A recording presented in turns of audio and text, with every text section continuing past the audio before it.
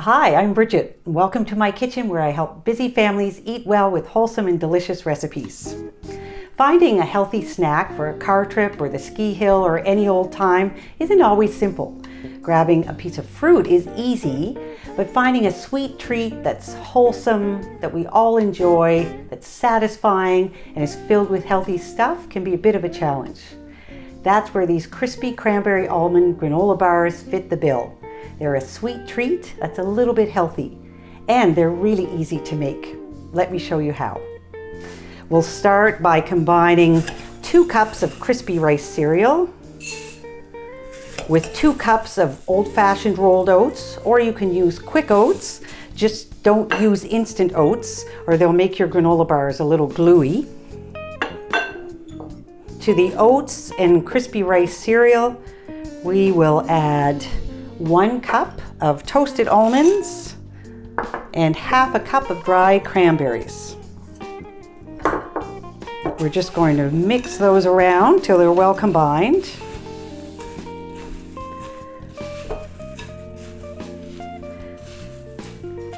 And next, we're going to make the sticky mixture that holds the granola bars together.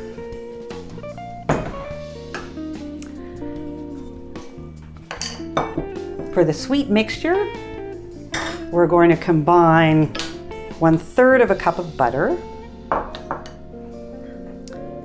with 1/3 of a cup of brown sugar. You can use dark brown sugar or light brown sugar. In my brown sugar, I have a terracotta sugar saver. It's a little piece of clay that helps keep your brown sugar from going clumpy. And if you don't have a sugar saver, you can always use a marshmallow, half an apple, or a slice of bread to keep your brown sugar from drying out. So that's just 1/3 of a cup of brown sugar. And finally, we'll add 1/3 of a cup of molasses.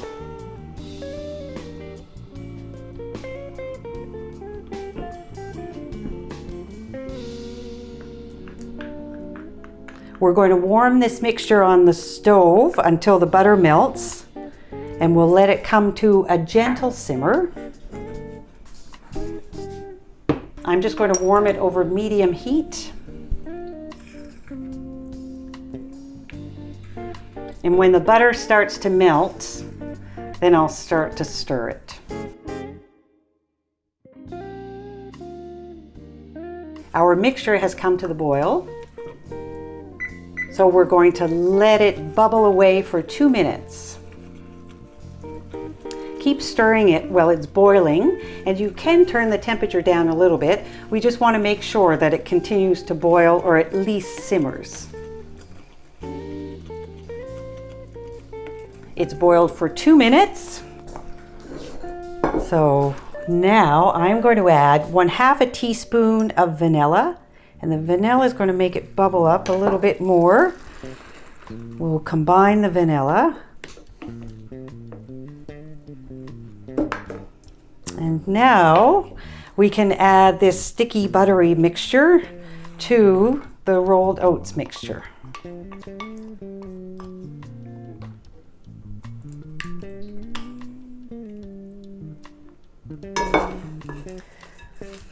And just stir to combine. We'll want to make sure that all of the cereal and all of the rolled oats are well coated with the molasses butter mixture.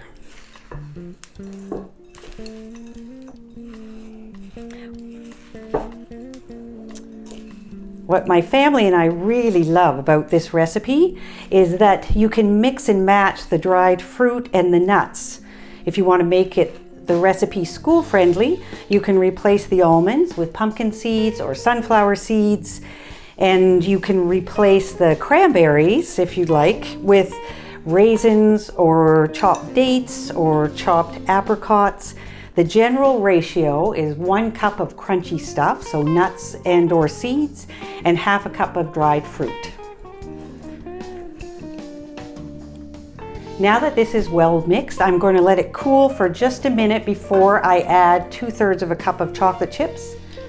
But while it's cooling, I'm going to prepare the pan.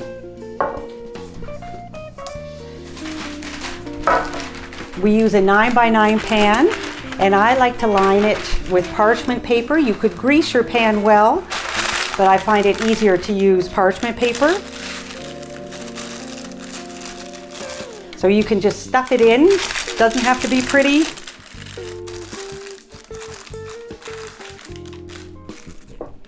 When I add the chocolate chips, they will get a little bit melty because there's still some heat in this mixture, but they're not going to totally melt. I'll mix this a little bit more to make sure that the chocolate chips are well combined.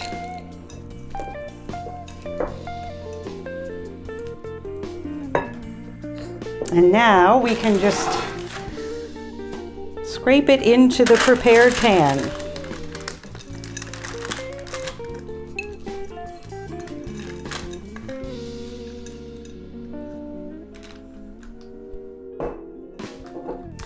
One of the tricks to this recipe is making sure that the mixture is pressed really firmly into the pan.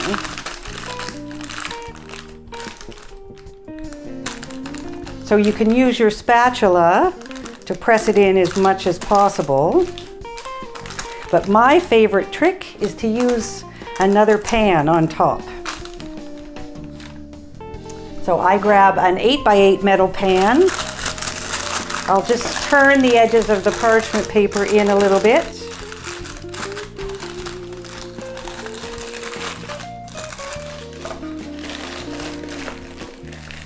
And I'll use the metal pan to really press the mixture in to the bigger pan. And that way, when they've cooled, they'll be a lot easier to cut and they'll stay together well. When you feel like you've squashed it down about as much as you can put these in the fridge for a couple of hours to cool until they're good and firm. Our granola bars have been chilling in the fridge for a couple of hours, so now they're firm and ready to cut. The thing that I love so much about using parchment paper in the pan is that I can simply lift them out and cut them still on top of the parchment. You can decide if you want to cut these into squares or if you want to cut them into bars, more like the granola bars that you would buy. I like to cut mine into bars. You want a good sharp knife to be able to cut through the almonds.